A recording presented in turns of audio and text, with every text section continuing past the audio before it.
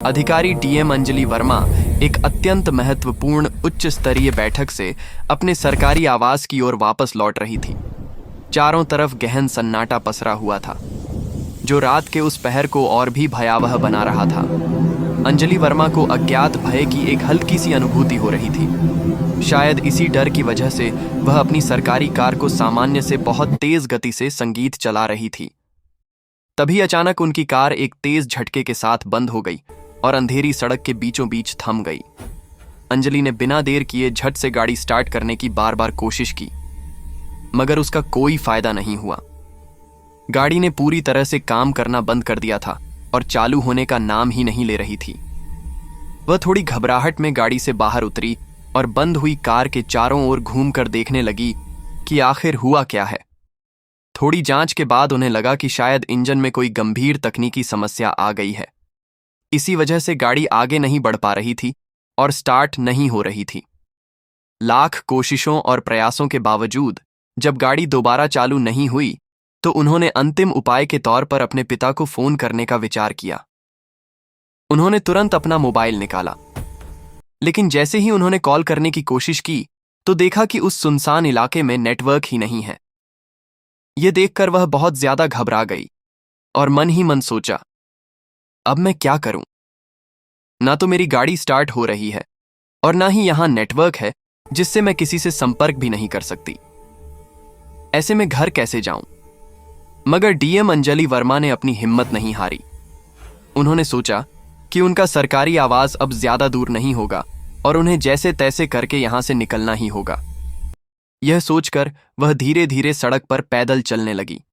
जैसे ही वह थोड़ी और आगे बढ़ी, उन्हें दूर से गाड़ियों की तेज लाइटें दिखाई दीं। वह थोड़ी खुश हुई कि चलो कोई तो मिला, और वह धीरे धीरे उसी रोशनी की दिशा में बढ़ने लगी। जब वह गाड़ियों के बिल्कुल पास पहुंची तो उन्होंने देखा कि वहां 2-3 पुलिस हवलदार रमेश, सुरेश, महेश और एक चौथा हवलदार दिनेश शराब की बोतलें खोलकर बैठे हैं।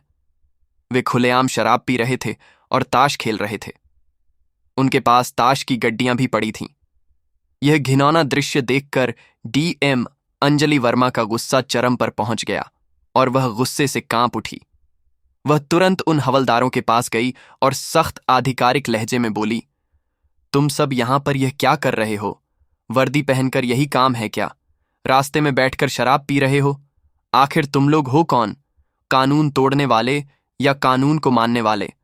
अगर तुम लोग ही यह सब करोगे तो जनता क्या करेगी? यह वर्दी तुम लोगों के लायक नहीं है, समझे? हवलदारों में से एक रमेश हंसते हुए बोला, अरे मैडम, ज्यादा ज्ञान मत दीजिए, समझी? तुम्हारे जैसे नाजुक होठों से ये कड़क बातें अच्छी नहीं लगती। आओ हमारे साथ बैठ जाओ, थोड़ी मौज मस्ती कर लो। आखिर इतनी रात को हुस्न की परी कहां से आ रही हो? कभी हमारी तरफ भी देख लो, हम भी तुम्हारे दीवाने हैं। यह अपमानजनक बात सुनकर अंजलि वर्मा का गुस्सा और बढ़ गया, लेकिन उन्होंने गहरी सांस लेकर खुद को संभालते हुए कहा, देखिए, मेरे सवाल का जवाब दीजिए। आप लोग यहां शराब क्यों पी रहे हैं? सरकार ने शराबबंदी लगाई है और आप लोग जो कानून के रखवाले हैं वही कानून तोड़ रहे हैं। शर्म नहीं आती आपको? यह वर्दी पहनने का कोई हक नहीं है आप लोगों को, समझे? इतना बोलते ही हवलदार सुरेश ने अंजलि वर्मा का हाथ पकड़ लिया और उन्हें अपनी तरफ खींचते हुए बोला, अरे मैडम, हमें ज्ञान मत दीजिए, हमें पता है हमें क्या करना है। वो सब छोड़ो, आज तो तुम्हें हमारे साथ यह शराब पीनी ही पड़ेगी। थोड़ा खुश हो जाओ, मजा आ जाएगा। वैसे भी तुम्हें देखे बिना रहा नहीं जा रहा। प्लीज एक बार हमें खुश कर दो मेरी जान। ये घटिया अपमानजनक शब्द सुनते ही अंजलि वर्मा का गुस्सा फूट पड़ा। वह अपने गुस्से को कंट्रोल नहीं रख सकी और उन्होंने एक जोरदार थप्पड़ हवलदार सुरेश के चेहरे पर मार दिया। गुस्से में गरजते हुए बोली, तुम लोग इस वर्दी के लायक नहीं हो। अब देखो मैं क्या करती हूं। ये वर्दी तुम्हें यूं ही नहीं दी गई है, ये जनता की सेवा करने के लिए दी गई है ताकि तुम देश की रक्षा करो। मगर तुम लोग जनता की सेवा क्या करोगे? खुद ही बिगड़े हुए हो, जनता को क्या सुधारोगे? तभी एक और हवलदार महेश ने अंजलि को जोर से खींच लिया और गुस्से में बोला, क्या देख रहे हो तुम लोग? पकड़ो इसे, आज इसे सबक सिखाना ही पड़ेगा। बहुत अकड़ दिखा रही है, पुलिस से पंगा ले रही है। अभी बताता हूं इसे कि कानून की ताकत क्या होती है। उसने अंजलि को कसकर पकड़ लिया, मगर अंजलि वर्मा कोई कमजोर या आम लड़की नहीं थी। उन्होंने एक जोरदार झटका देकर खुद को छुड़ा लिया, लेकिन उनके अंदर डर बैठ चुका था। वह समझ नहीं पा रही थी कि अब क्या करें। वह ना तो भाग सकती थी और ना ही मदद बुला सकती थी, क्योंकि नेटवर्क नहीं था। उन नशे में चूर हवलदारों की बुरी नीयत देखकर साफ लग रहा था कि अब उनका बच पाना मुश्किल है। फिर डीएम अंजलि वर्मा ने अंतिम प्रयास करते हुए गुस्से में अपनी असली पहचान जाहिर की। मैं इस जिले की डीएम हूं।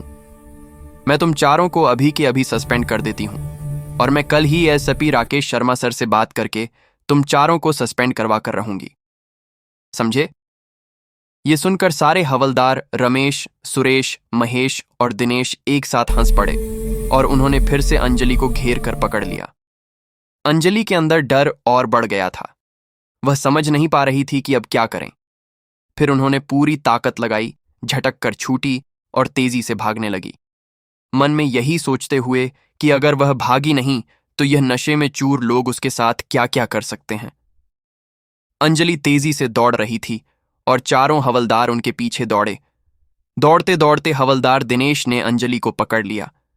गुस्से में उसने अंजलि के गाल पर एक जोरदार थप्पड़ दे मारा और बोला, तेरी इतनी हिम्मत है कि यहां से भाग जाए? पहले हमें खुश कर, फिर यहीं से कहां जाना समझी? कहीं नहीं जाने देंगे तुम्हें। अगर आज तुम्हें छोड़ दिया तो ऐसी हुस्न की परी और हमें कहीं नहीं मिलेगी। ज्यादा भाव मत खाओ, जो बोल रहे हैं वही करो। अंजलि डर से कांप रही थी। उन्होंने भयभीत आवाज में कहा, तुम लोग नशे में चूर हो, इसलिए समझ ही नहीं आ रहा कि क्या कर रहे हो। बहुत पछताओगे तुम लोग। मुझे जाने दो, वरना तुम लोगों के साथ क्या होगा तुम्हें पता नहीं है। मैं ठीक कह रही हूं, मुझे छोड़ दीजिए। मैं जिले की डीएम हूं और आप लोग जो कर रहे हैं वो बहुत गलत है। आप लोगों की हालत ऐसी हो जाएगी कि आप चैन से सो भी नहीं पाएंगे। बेहतर होगा कि मुझे यहीं पर छोड़ दीजिए। मगर सारे हवलदार कुछ समझ नहीं पा रहे थे। उनके दिल में बस एक ही ख्याल था।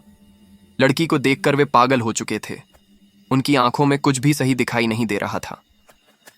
हवलदार रमेश ने हंसते हुए बोला, यह लड़की खुद को डीएम समझती है। डीएम होता क्या है जानती है तू? तुझे देखकर तो लग भी नहीं रहा कि तू डीएम है। ज्यादा होशियारी मत कर, समझी? जो बोल रहे हैं वही कर। अंजलि भीतर ही भीतर टूट रही थी। वह सोच रही थी कि अगर अभी भाग नहीं पाई और यहां फंस गई तो यह नशेदी लोग उनसे कोई भी गलत काम कर सकते हैं। लेकिन भागना भी अब संभव नहीं था। फिर उन्होंने अंतिम बार हिम्मत जुटाई। एक हवलदार सुरेश की बंदूक छीन ली और चारों को बंदूक दिखाकर डरा धमका कर भाग निकल पड़ी। डर के मारे सारे हवलदार वहीं ठहरे रहे। किसी ने उनका पीछा नहीं किया। सबके मन में डर बैठ गया था कि कहीं गोली ना चल जाए। अगली सुबह हुई तो डीएम अंजलि वर्मा ने सोचा कि अब क्या किया जाए। फिर उन्हें एक सटीक आइडिया आया और वह सीधे एसपी ऑफिस पहुंची। वहां जाकर उन्होंने उन चारों हवलदारों के खिलाफ विस्तृत रिपोर्ट दर्ज करवाने का आग्रह किया और तत्काल सस्पेंड करने की मांग की। मगर पुलिस अधीक्षक एसपी राकेश शर्मा ने, जो एक ईमानदार अधिकारी थे, कहा, मैडम, मैं आपकी बात से पूरी तरह सहमत हूं, मगर हम बिना किसी ठोस सबूत के इतनी बड़ी कार्यवाही नहीं कर सकते। मैं आपसे अनुरोध करता हूं कि आप उनके खिलाफ कुछ सबूत लाएं, तभी मैं इस केस को आगे बढ़ाऊंगा। अंजलि परेशान हो गई कि आखिर क्या किया जाए। बात तो सच थी कि बिना सबूत के किसी को सस्पेंड करना मुश्किल था। वह तुरंत अपने घर पहुंची और कुछ देर सोई। फिर उन्हें एक अद्भुत योजना सूझी और वह सीधे उसी थाने पहुंची जहां चारों हवलदार तैनात थे।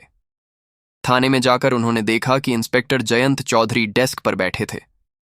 इंस्पेक्टर ने डीएम अंजलि वर्मा को पहचानने की कोशिश नहीं की। उन्हें लगा ये किसी साधारण गांव की महिला हो सकती है। अंजलि इंस्पेक्टर के पास गई और धीमी आवाज में बोली, सर, मुझे रिपोर्ट लिखवानी है। यह सुनते ही इंस्पेक्टर जयंत चौधरी ने बड़े घमंड से हंस उठा और बोला, रिपोर्ट लिखवानी है? पैसे हैं तुम्हारे पास? रिपोर्ट लिखवाने के यहां रेट लग गए हैं। पैसे निकालो, लिख दूंगा। यह सुनकर अंजलि वर्मा का दिमाग हिल गया। उन्हें तुरंत समझ आ गया कि यह इंस्पेक्टर भी उतना ही बड़ा गुनहगार है जितने कि वे हवलदार थे। यह बिना किसी झिझक के खुलेआम रिश्वत मांग रहा था। तब अंजलि ने अपनी असली कड़क आवाज में कहा, सर, हमें कानून मत पढ़ाइए। कानून में कहीं नहीं लिखा है कि रिपोर्ट लिखवाने के पैसे लगते हैं। आप हमसे रिश्वत मांग रहे हैं और हम पैसे नहीं देंगे। आपका जो काम है वह कीजिए। मुझे रिपोर्ट लिखवानी है, जल्दी से लिखिए। यह सुनकर इंस्पेक्टर गुस्से में आया और बोला, ये लड़की मेरे सामने जुबान चला रही है, जानती भी है कि मैं कौन हूं। अभी के अभी तुझे अंदर कर सकता हूं। ज्यादा अकड़ मत दिखा और पैसे दे, नहीं तो यहां कोई रिपोर्ट नहीं लिखी जाएगी। बड़ी आई रिपोर्ट लिखवाने। निकल यहां से, वरना धक्के मारकर बाहर निकाल दूंगा। अंजलि वर्मा को बहुत गुस्सा आया। उन्होंने गुस्से में कहा, देखिए इंस्पेक्टर, आप मुझे जानते नहीं हैं कि मैं कौन हूं। हद में रहकर बात कीजिए, समझे? मुझे कानून बहुत अच्छे से आता है, इसलिए मुझे मत सिखाइए कि मुझे क्या करना है। मैं यहां रिपोर्ट लिखवाने आई हूं और रिपोर्ट लिखवा कर ही जाऊंगी, समझे? अब जल्दी से मेरी रिपोर्ट लिखिए।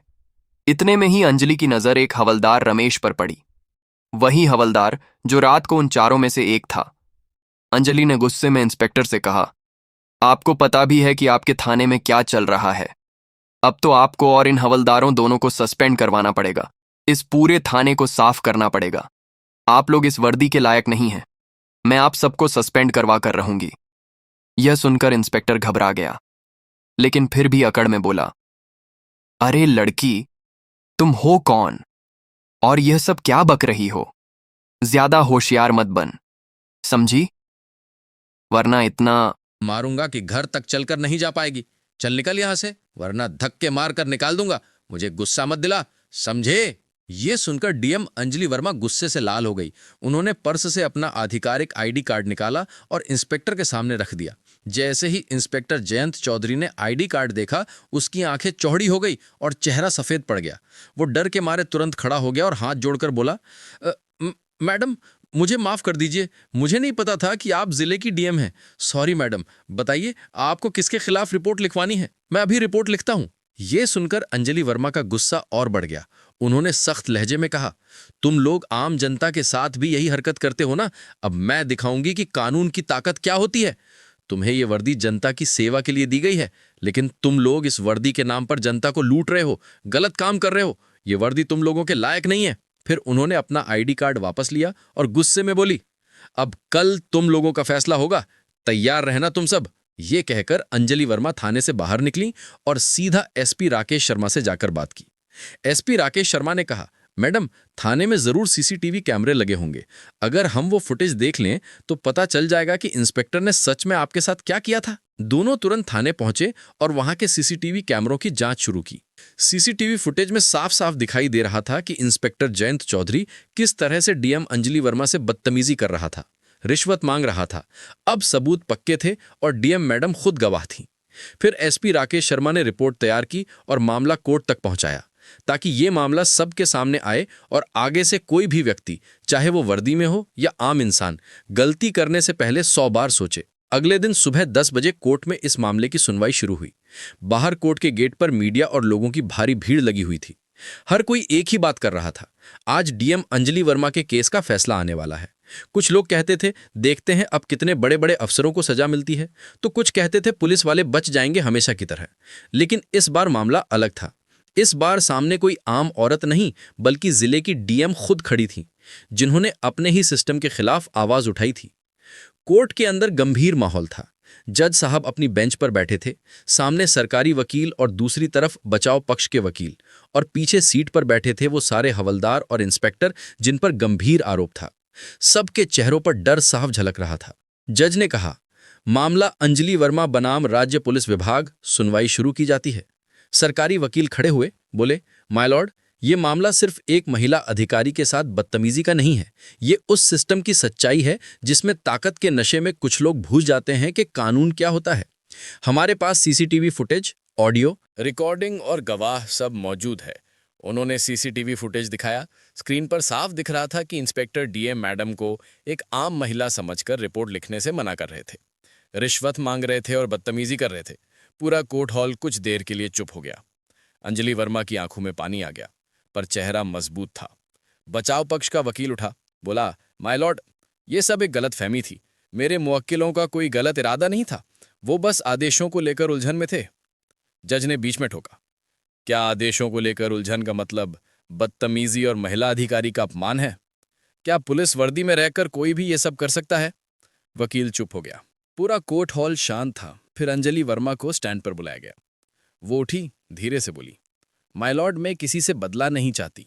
मैं बस इतना चाहती हूं कि जो भी वर्दी पहनता है वो इस बात को याद रखे कि वर्दी सम्मान की निशानी है, ताकत की नहीं। मैं डर सकती थी, लेकिन अगर मैं चुप रहती तो आने वाली और महिलाएं हमेशा डरती रहती। जज साहब ने गहराई से अंजलि की बात सुनी। कोर्ट में बैठे लोग भी भावुक हो गए। सरकारी वकील ने आगे कहा, माय लॉर्ड, ये सिर्फ एक अधिकारी का अपमान नहीं है, ये पूरे समाज का अपमान। जो अपने अधिकार के नाम पर गलत करने वालों से डरता है। अगर आज इन लोगों को सजा नहीं मिली तो कल फिर कोई डीएम, कोई आम औरत या कोई गरीब आदमी इसी तरह बेइज्जत किया जाएगा। सुनवाई करीब 2 घंटे चली। हर सबूत और बयान के बाद यह साफ हो गया कि इंस्पेक्टर और हवलदारों ने शराब के नशे में न केवल डीएम से बदतमीजी की बल्कि अपने पद का दुरुपयोग भी किया। अंत में जज ने फैसला पढ़ना शुरू किया। जज ने कहा, कोर्ट ने सबूतों और गवाहों को देखते हुए यह पाया कि आरोपी इंस्पेक्टर जयंत चौधरी और चारों हवलदारों रमेश, सुरेश, महेश और दिनेश ने अपने कर्तव्य की मर्यादा तोड़ी है। इन्हें तत्काल प्रभाव से सेवा से बर्खास्त, सस्पेंड नहीं बल्कि बर्खास्त किया जाता है और भ्रष्टाचार, दुराचार और पद के दुरुपयोग के आरोप में 3 साल की कठोर कारावास की सजा दी जाती है। जज की आवाज गूंज उठी। कोर्ट इन्हें तुरंत जेल भेजने का आदेश देती है। इतना सुनते ही कोर्ट रूम में हलचल मच गई। मीडिया वाले बाहर भागे खबर देने। कुछ पुलिस वाले जिन्होंने पहले इन आरोपियों के साथ काम किया था, उन्होंने नजरें झुका ली। वो 5 अपराधी हवालात की तरफ ले जाए गए। उनके चेहरे पर अब घमंड नहीं, बस शर्म थी। बाहर कोर्ट के गेट पर लोग तालियां बजाने लगे। कई महिलाएं बोली, कम से कम एक तो आवाज उठी जिसने इंसाफ देखा। अंजलि वर्मा धीरे धीरे बाहर निकली। मीडिया वाले माइक लेकर भागे। मैम, आपको कैसा लग रहा है? अंजलि ने बस मुस्कुरा कर कहा, मुझे बस इतना लगता है कि कानून अभी भी जिंदा है। वो अपनी सरकारी गाड़ी में बैठी। गाड़ी धीरे धीरे चली गई। पीछे रह गया एक बड़ा सबक कि जब एक औरत अपनी सच्चाई और हिम्मत से खड़ी होती है तो पूरे सिस्टम को झुकना पड़ता है। थाने में अगले ही दिन नया स्टाफ लगाया गया। एसएसपी राकेश शर्मा ने खुद निरीक्षण किया और कहा, अब ये थाना कानून का प्रतीक बनेगा, डर का नहीं। जिले के लोगों ने राहत की सांस ली। हर जगह एक ही चर्चा थी, डीएम अंजलि वर्मा ने जो किया वो सिर्फ अपने लिए नहीं बल्कि हर इंसाफ चाहने वाले के लिए किया। दोस्तों, अगर आपको ये कहानी दिल को छू गई हो, अगर आपको लगा कि सच्चाई की जीत जरूरी है, तो एक लाइक तो बनता है।